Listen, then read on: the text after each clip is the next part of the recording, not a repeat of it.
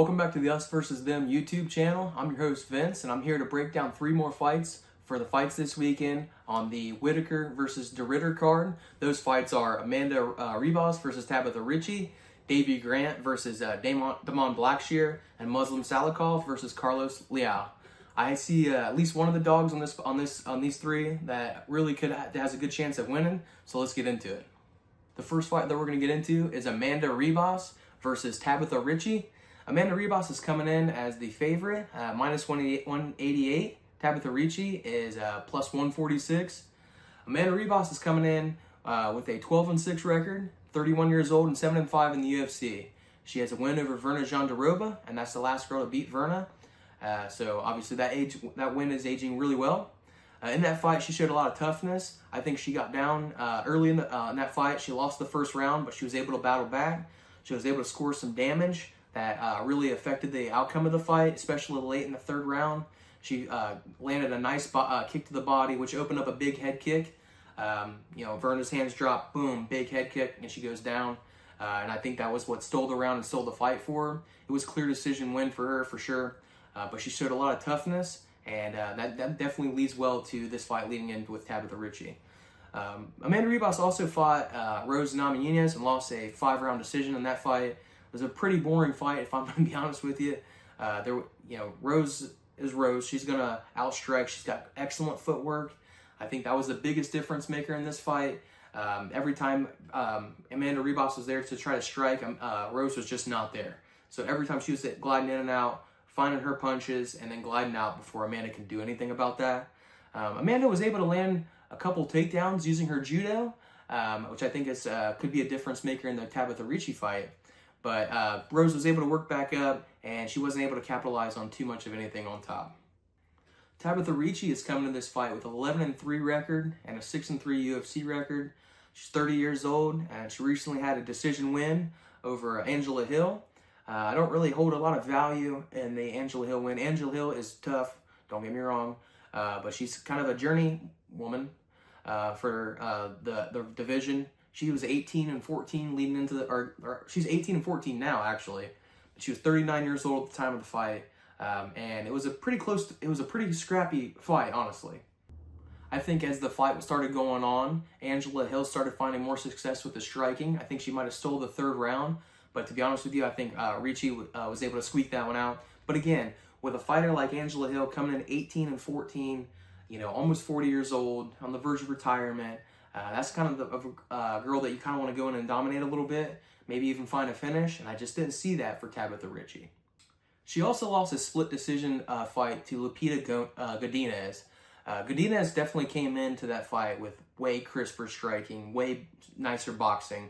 A lot of her punches were coming straight, no looping punches, so they were finding the target a lot sooner than Ricci's punches.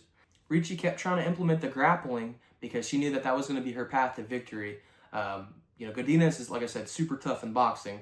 So Ricci tried to implement the grappling and just couldn't get her down. Even when she did, she didn't find a lot of success on top, and Godinez was always back on her feet.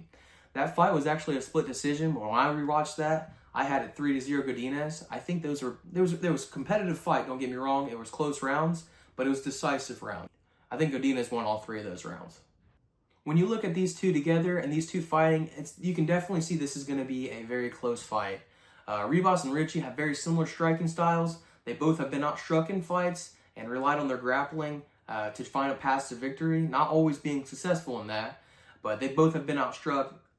When it comes to their grappling, I think the biggest difference maker is going to be who can get the fight on the ground easier or more effective.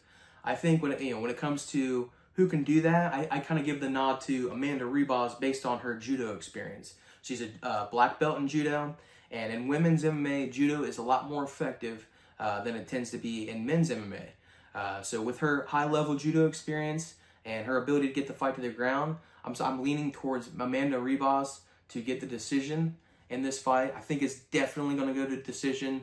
Neither girl has big power, big knockouts, huge submission threats. They both can can do submissions.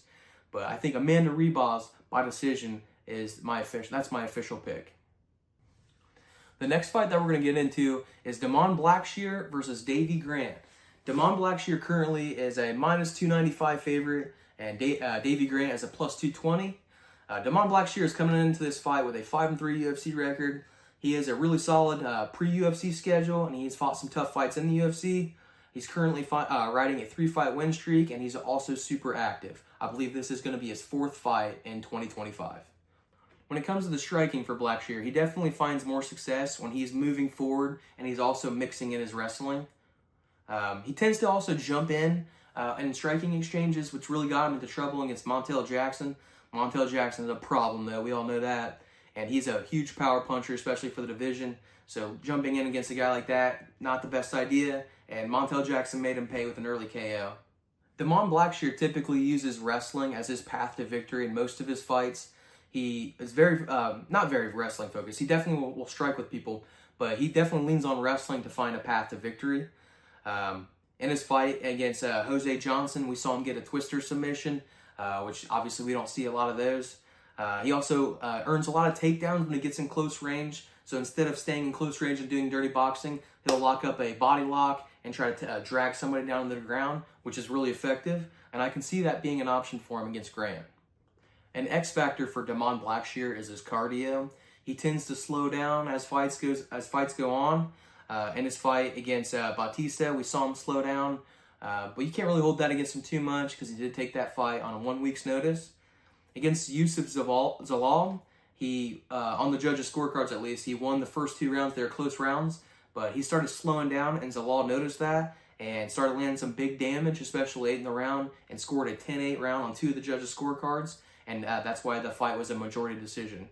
So Blackshear's cardio is definitely can be a liability, but it seems like this is something he's been improving over the last three or so fights. Davey Grant is coming into this fight 7-6 in the UFC, and he's riding a 1-fight win streak.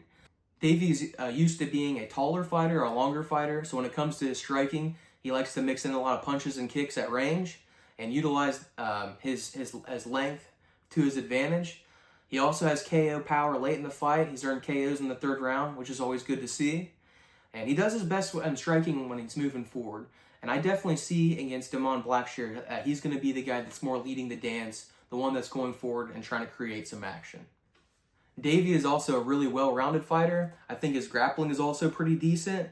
Against his Chito Vera in the 2nd fight, we saw him using some sweeps to create some scrambles on the bottom position. When he was on bottom, using those sweeps, creating those scrambles, and working back to his feet, which is really high-level fighting. Davey Grant will also mix in his wrestling when the striking isn't working, which also shows his high-level IQ in fighting. We did watch him struggle against a fighter, what's his name? Grigol? I don't fucking know. Popov? It was one of his earlier fights in the UFC. It was like 2020, 2021, something like that. But you kind of saw him struggle a little bit with the grappling. Popov is a shorter, stockier fighter, more explosive, faster twitch muscles. And when it came to the grappling, Davey Grant really didn't have anything for him. He couldn't hold him down. I think Popov's low fight IQ was the reason why Grant was able to steal that win. But when I was watching back on that fight, I definitely saw a lot more paths to victory for Popov. A big edge for Davey is his toughness. The dude is gritty as gritty comes. He's tough as a $2 steak, right? I mean, it can be late in the fight, and he can be down, and he'll still find a way to get a victory. We saw that against Rafael Sunsao when he was down 2-0 and was getting smoked in the 3rd round. Actually was wearing a lot of damage, and he ended up finding a reverse triangle out of kind of nowhere. So it kind of shows the type of fighter that Davey Grant is. He's always in the fight and always tough. We also saw his toughness on display against Jonathan Martinez. In that fight, he was dropped late in the 1st round and came back and was able to get a KO in the 2nd, and that's just the type of fighter Davey Grant is.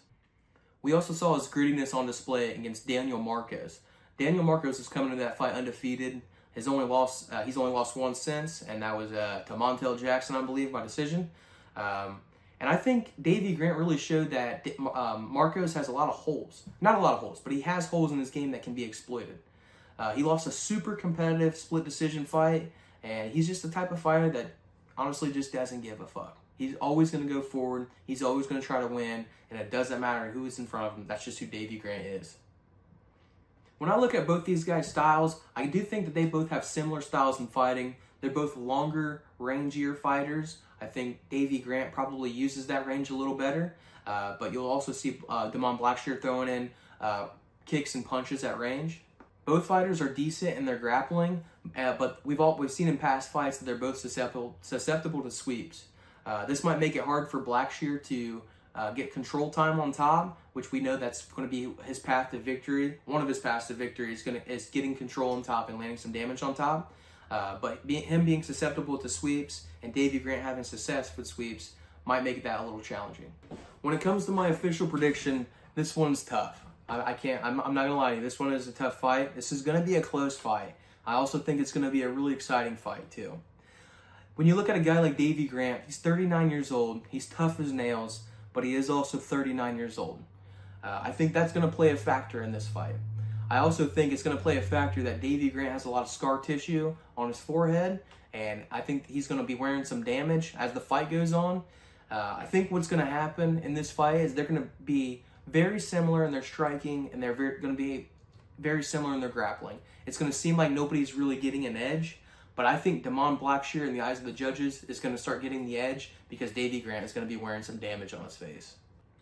Another big difference is Blackshear's activity level. Like I said, this is going to be his 10th fight in the UFC since August 2022, and I believe it's his 4th fight already in this calendar year. Davey Grant is the type of fighter that you can never count out, but at the end of the day, for my official prediction, I got to lean towards Blackshear by decision. The last fight we're going to get into today is Muslin Salikhov versus Carlos Leal. Salikhov is coming in at a plus 350 underdog, and Leal is coming in at minus 520 favorite. He's the biggest favorite on the fight card. Muslin Salikhov is coming into this fight with an 8-4 UFC record. He comes from a Sambo background, I think. I don't know, but don't quote me on that one. But he's also coming into this fight 41 years old, and I think that is going to be a big factor here. When I'm watching past fights with Salikhov, I notice that he is a very predictable striker. He throws a lot of spinning kicks to the body and also throws some to the head. I believe his left leg is reserved for spinning kicks to the body, and the right leg is reserved for head kicks, spinning head kicks. But I wasn't a striker growing up. I didn't do any striking. I've never done any striking. So for me to pick up on that, I think that's something that Carlos Leal is going to pick up on too. The spinning kicks are going to have to come from range. You can't throw those when you're in close. I think the biggest difference maker is in this fight is who's going to be able to work their range the best.